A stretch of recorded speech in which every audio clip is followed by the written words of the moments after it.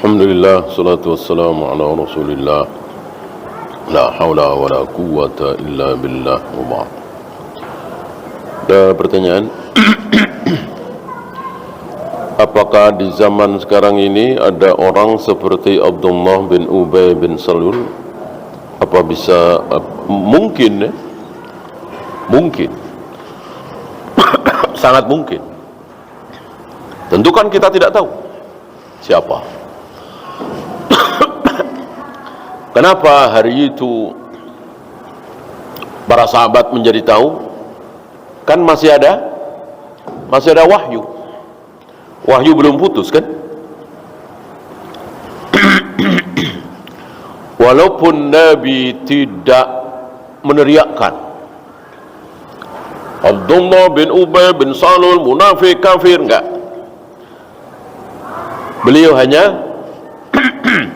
Beliau hanya membisikkan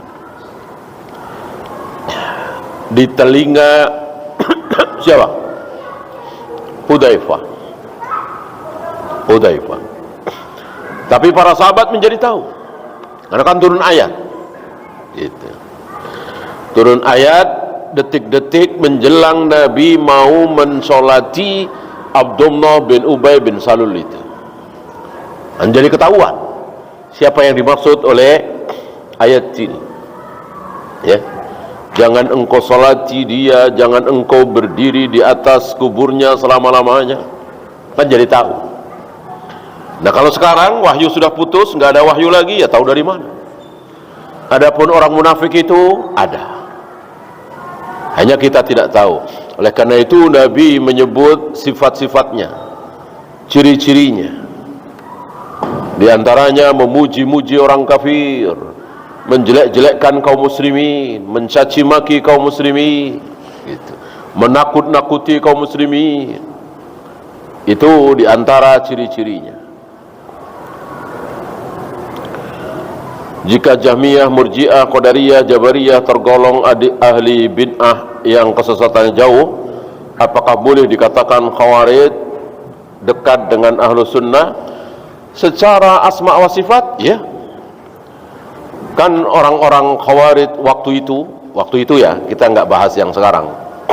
Orang-orang Khawarij yang diperangi oleh Ali bin Abi Thalib, apakah mereka menolak kalau Allah bersemayam di atas arsy? Tidak.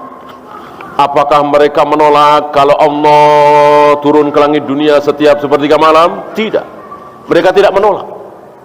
Apakah mereka menolak kalau Allah menghadapkan wajahnya ke wajah orang yang sedang sholat? Tidak. Sifat-sifat Allah tidak ditolak oleh mereka, tidak ditahrif oleh mereka, tidak ditaktil oleh mereka, tidak ditafwid oleh mereka. Kesesatan mereka bukan di situ, tapi meyakini bahwa pelaku dosa besar kafir. Ya. Berbeda dengan Jahmiyah, Asy'ariyah, Maturidiyah dan seterusnya yang menolak sifat-sifat Allah. Ya. Oleh karena itu Ali bin Abi Thalib selesai memerangi, membantai mereka orang-orang Khawarij ini, ditanya apakah Khawarij masih beriman? Ali menjawab masih beriman. Beliau tidak mengkafirkan Khawarij. Apakah mengikuti kajian ilmu adalah salah satu jalan kita menuju surga? Iya. Bahkan jalan yang cepat. Jalan yang cepat menuju surga. Barangkali antum masih ingat bagaimana Allah bertanya kepada para malaikat yang ditugasi oleh Allah untuk mencari majelis ilmu. Untuk mencari majelis ilmu. Para malaikat ini menaungi majelis ilmu itu. Setelah majelis ilmu itu selesai, para malaikat menghadap kepada Allah. Allah bertanya dari mana, kemudian mereka siapa, dan seterusnya dan seterusnya dan seterusnya. Salah satu pertanyaan Allah, apa yang mereka inginkan? Mereka mau apa? Ma yas'aluni, apa yang mereka minta dariku? Mereka pengen apa? Para malaikat menjawab dengan serentak, yang mereka inginkan darimu ya Allah adalah surga. Surga, dan Allah berikan.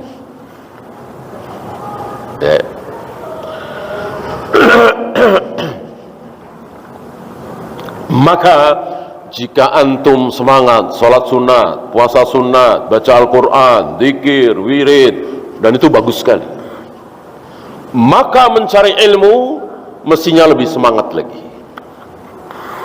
Mestinya lebih semangat lagi.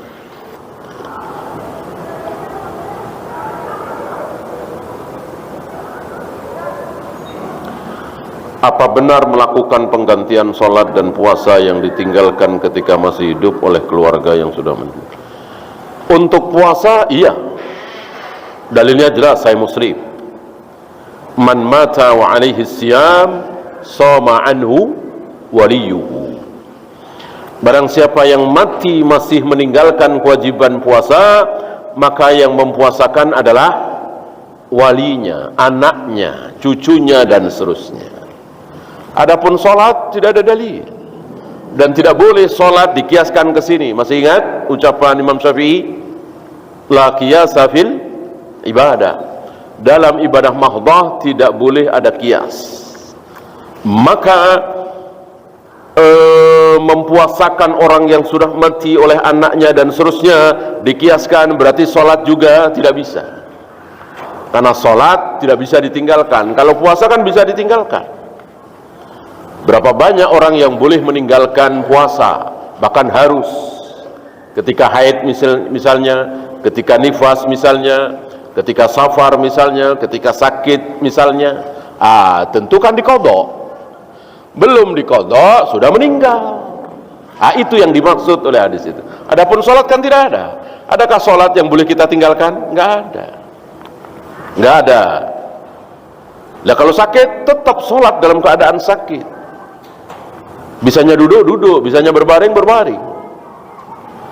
Tidak ada alasan di mana kita boleh meninggalkan sholat. Bahkan Rasul dan para sahabat sedang perang, tetap sholat. Maka dikatakan sholat dalam keadaan ketakutan, perang, khauf, ya.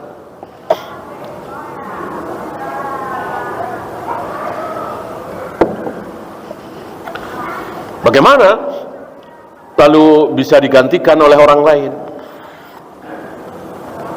Ya.